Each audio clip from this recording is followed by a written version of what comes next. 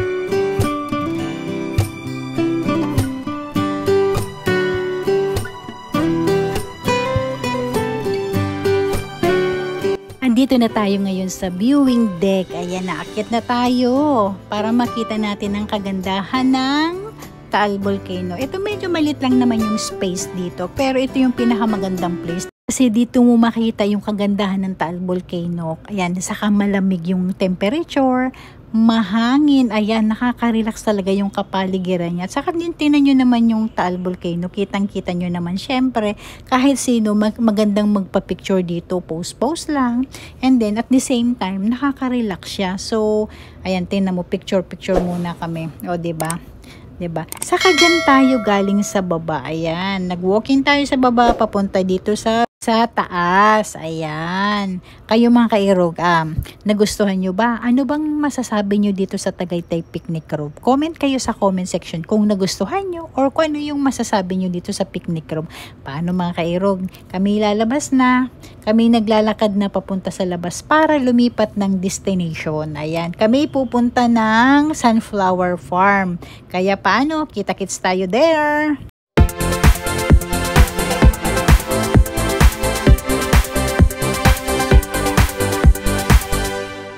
Dumating na tayo dito sa Sunflower Farm. Ayan, magbabayad lang tayo ng entrance and then iikutin na natin. So, samahan nyo akong ikutin. Pasyalin natin kung gaano kaganda itong Sunflower Farm. Okay, let's go!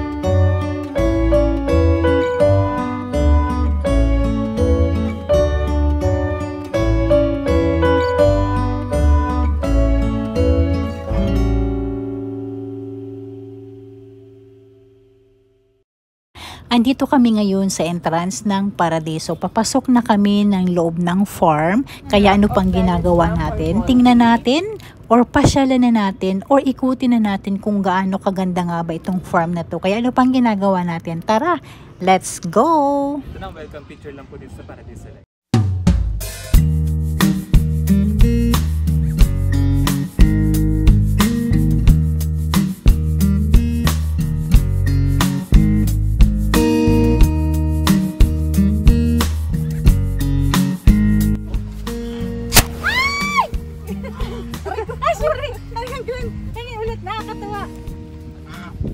Baka pumatuka ako. Layo-layo mo. Yung takot ako.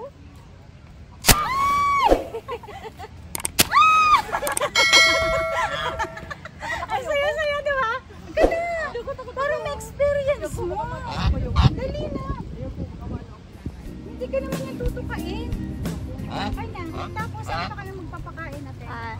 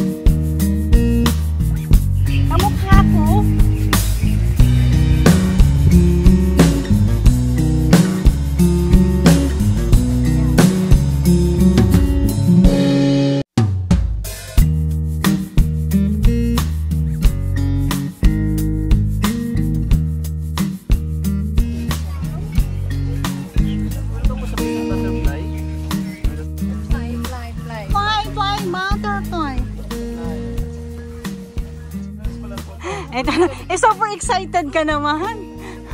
Ito yung entrance, di ba? Ayan na. Nag-start po siya sa egg. Kagaya nito, after 3 to 5 days, ma-hatch na po siya into caterpillar. Kagaya nito, liit pa lang.